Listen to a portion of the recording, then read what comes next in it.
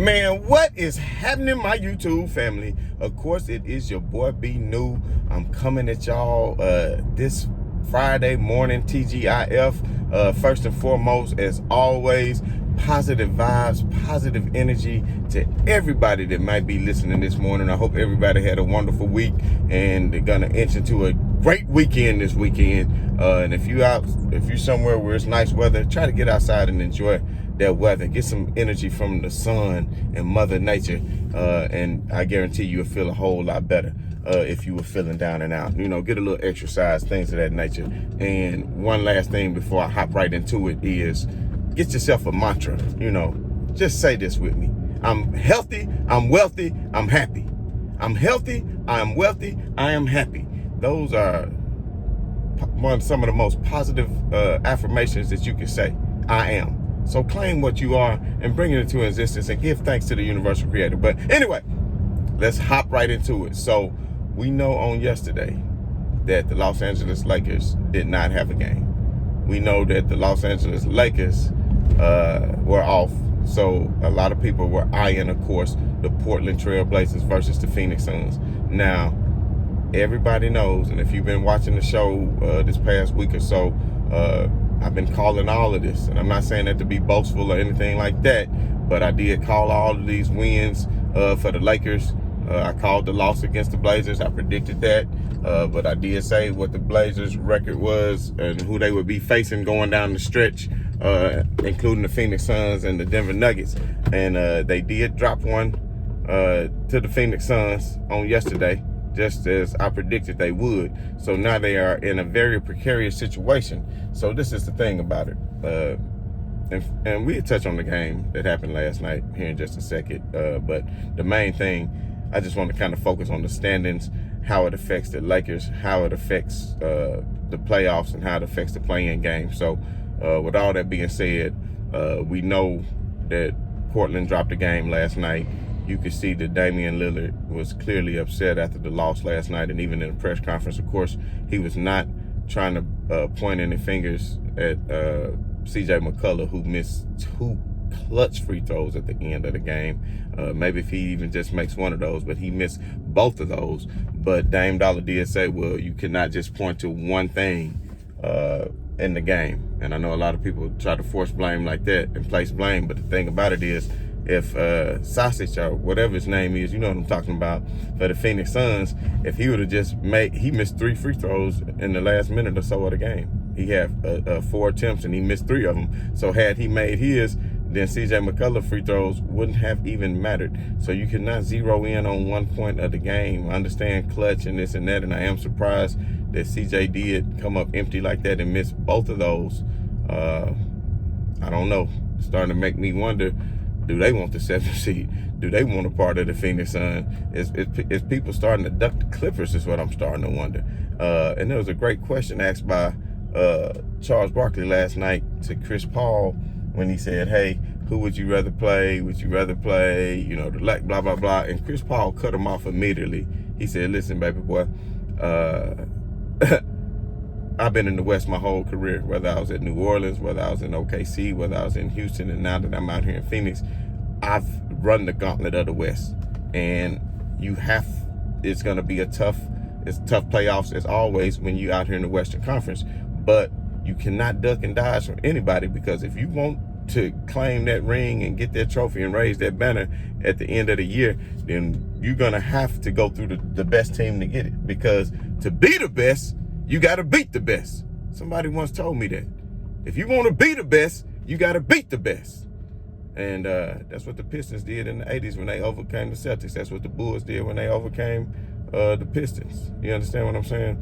But if you want to be the best, you got to beat the best, and that's what Chris Paul said. So he said, hey, if we match up with the Lakers in the first round, if we don't get them in the first round, we damn sure gonna get them in the Western Conference. And I know people might say, well, you don't want them in the first round, and you know, people saying this and that, and like I said, are people trying to dodge the Clippers in the first round? Because at the end of the day, that's what people are saying that the Lakers are trying to do. Well, they want the 7th seed to play in game, because no, I call bull stuff on that. I call bull stuff on that because LeBron James and the Lakers aren't afraid of anybody, and they might favorably match up with the Phoenix Suns, but do you think they worried about playing the Clippers? They can play the Clippers in the first round. If the Clippers end up matching up with Dallas, they might not even end up seeing the Clippers. But everybody's saying that the Clippers had, the third best chance to win the finals. I guess that's how Vegas has the odds, as Brooklyn, then the Lakers, then the Clippers. And I can understand that because the Clippers is a hell of a deep team. Ty Lue has done a wonderful job coaching them up. But just to kind of feature the standings and take a good look at the standings, since Portland did not win, they have a game against Sunday. They have a game against the Denver Nuggets. Now, the thing about this is the Denver Nuggets, they have a game before that on Saturday that they need to win because the Denver Nuggets could easily, right now the Denver Nuggets are 4, and they would get that first round matchup with the Dallas Mavericks in the 4 or 5 spot. But if they move to 3, then if the Lakers, if they beat the Blazers and they move into 3, then they know that the Lakers can move into the 6th spot as well, and then they would be playing the Lakers, because the Clippers, even though they had very 2 easy games, I want to say against Houston and OKC, if I'm not mistaken, they could easily win both of those games.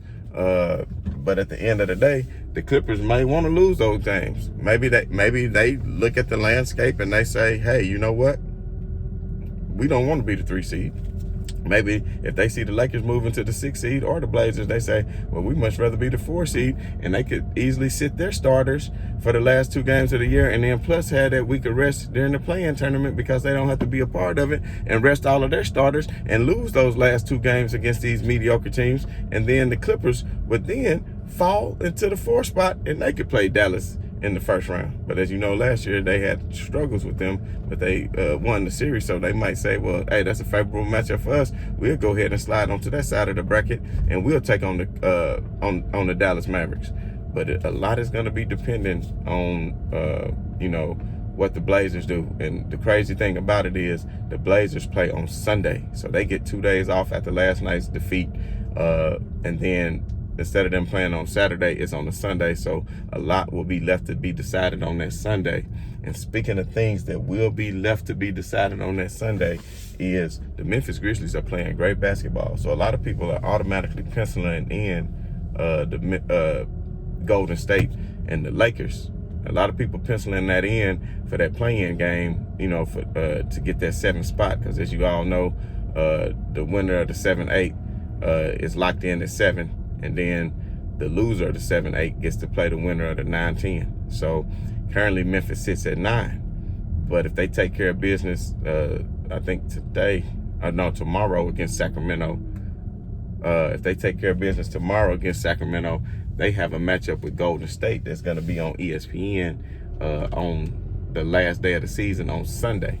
And if they can beat Golden State on Sunday, then Memphis will actually lock themselves in, well, not for the playoffs, but to be the 8th seed, and then they will actually play the Lakers in that play-in tournament. And if they play the Lakers in the play-in tournament and lose, then they would have a second opportunity to play the winner of the 9-10 game, which would be Golden State versus San Antonio.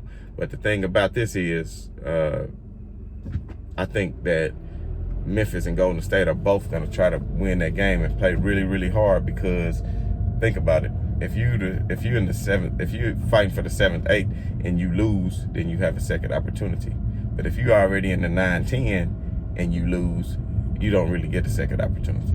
You're going to be out of there. So it's very important for Memphis and Golden State to try to get that 8th spot so that they can still have a chance for a second game, because the 9th and 10th seeds don't get that opportunity unless they win.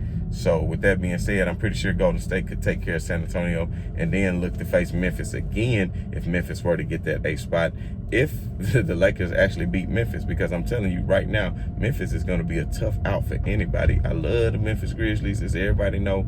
Of course, the way they team, Dylan Brooks, the way he plays defense, he really get out there of it. He's just like a baby Tony Allen, grit and grind. I know a lot of people said that was not the case, but I'm telling you what, when you see him on defense, you better ask somebody. The way Ja Morant, man, the way he pushes the ball, this athleticism. Then they got the young Jared Jackson Jr. and Bane is playing good. mean, Memphis, they like a modern day grit and grind. They can actually spread the floor and shoot. So that'll be a tough out for the Lakers too. I would actually not want to see the Lakers take on the Grizzlies. That would not be the matchup that I want to see. I'm telling y'all right now, for various reasons that I won't go into, because you all know I love my Beale Street Blue. But at the end of the day, you know, this is LeBron James' waning moments in his career as he inches closest towards retirement. But at the end of the day, I really honestly don't think that any team can really beat the Lakers in a series. Any team could beat them in one game, and that's all possible because we saw that happen when LeBron James came back and they lost against Toronto. And who the hell else was it? Was it Sacramento? It was somebody, sorry. Whoever it was, they had no business losing.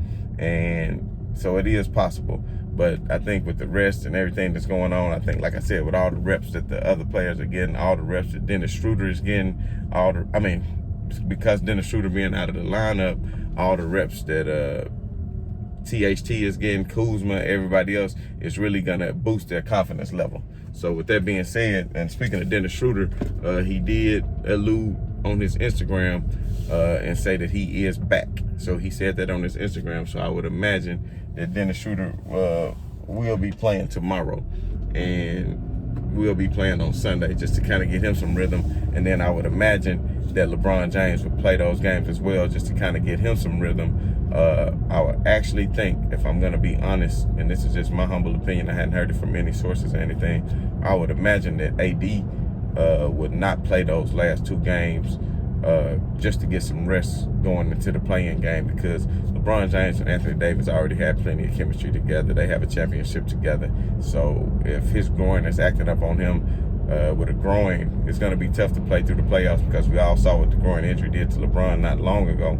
So Anthony Davis played on through that game, but the Lakers have been very secretive and not really came out and gave too much about Anthony Davis' health and did an evaluation of what's going on with the groin. So I would say the most rest, the more rest, the better. When did they last play? On Wednesday, so he's had a good break, you know, Thursday, Friday. If he doesn't play Saturday or Sunday, then that's a good 4 or 5 days off, and then he could just come into the play-in game. And if the Lakers can go ahead and win that on Monday, I believe it is Monday the 18th when the first play-in game is, if the Lakers can go ahead and win that game on Monday and take care of business, then they can allow the other teams to shake it all off before the playoffs start, and they can still get a couple more days after that. But at the end of the day, because the Blazers did not win, on yesterday, they could very well easily lose to the Nuggets, depending on if the Nuggets are trying to rest players or not, and where they want to fall in the seedings and what they want to do. That's why I'm glad that the NBA took a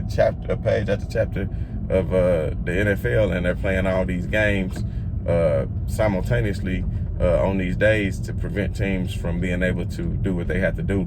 And I have a feeling that very last game Sunday night is that Portland-Denver game is going to be very important, especially if the Lakers has already gone out and taken care of business against the Pelicans and whoever the hell else they playing. It's not that good of a team, but if the Lakers go out and take care of business against those last two teams, then the Blazers are going to be fighting for their dear lives to stay out of the play-in game against Denver. But if Denver rests Jokic, it just all depends. So it's going to be very interesting, and that's why me, myself, personally, as a fan of the game, I like the idea of a play-in, because it keeps teams from tanking.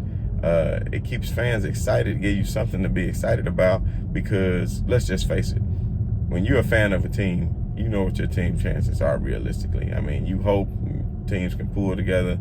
You know, like in the NFL, you just never know, especially, you know, you step up, get some turnovers in the game, punt return for a touchdown, things of that nature. But one thing about the NBA is you are in a series. And when you are in a series, let me tell you something, 9 times out of 10, the best team is going to win, because you playing that team multiple times within a week or so span, and the best team is usually going to win because you're facing each other multiple times. It's not going to be too many times that things happen. You understand what I'm saying? Now, there is momentum swings in series, don't get me wrong, but the thing about it is coaches, when they start to make adjustments and players start to make adjustments and learn who their matchups are, then after that it's mano a mano, and then you go from there. By the time you get to game 5, 6, and 7, then you already know know what it is. There's not too many more adjustments to be made, and then it's just made the best man win. So, with that all being said, Portland Trailblazers, they might have some concern, because if Portland blows it that Sunday night and the Lakers do manage to get that 6th seed, you never know. Denver and the Clippers may swap places for 3 or 4. It's still possible, just depending on what they do. But the Clippers have a very easy schedule for their last 2 games, so it just all depends on if they'll rest their players. But not trying to beat a dead horse here, but like I said, all these games are very interesting, and people just keep killing me about how they saying people want to duck the Clippers, duck the Clippers, duck the Clippers. I don't understand. The Clippers haven't done anything, and they haven't proven anything, and I mean, just quite honestly, I don't fear the Clippers if I'm a Lakers fan, and I honestly think that if the Memphis Grizzlies get that 8th spot in the play-in game, I'm gonna go ahead and call it right now, y'all. This is just my opinion, and this is not me speaking, and I know Steph Curry been playing great as of late, but this is not just me speaking as a fan. This is me just saying this. The Memphis Grizzlies will beat the Golden State Warriors on Sunday. And it might be just Memphis against the Lakers. And then I'm going to say that the Lakers, if they end up at that 7, they will beat the Grizzlies. And the Grizzlies will have an opportunity to play Golden State again to get that 8th spot. To get that 8th spot. And if they get that 8th spot, I'm telling you right now, and this is no disrespect to the Golden State Warriors, but the Memphis Grizzlies are a team that I feel like can pull an upset in that first round, just because of the way they match up. And if they play the Utah Jazz, just because of their defensive tenacity and the way Ja Morant plays and Donovan Mitchell, that'll be so fun to watch. And of course, I know Steph Curry is an all-time great, and Donovan Mitchell against Steph Curry will be fun to watch too. But I'm telling you right now, the Memphis Grizzlies, I'm trying to put y'all on notice. They are a great and fun team to watch. And Charles mentioned that last night in the telecast.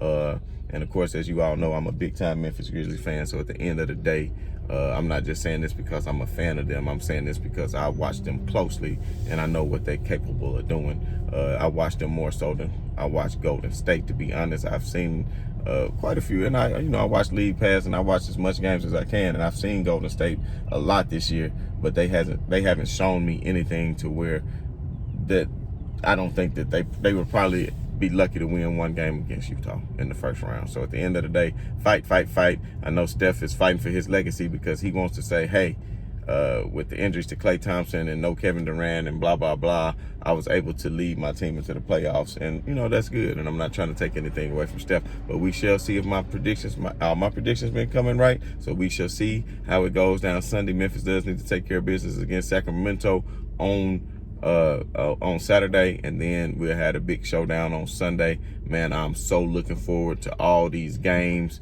I hope everybody else is too. I hope everybody have a happy Friday. And as always, right on to the real, and much love to the haters. I'm out.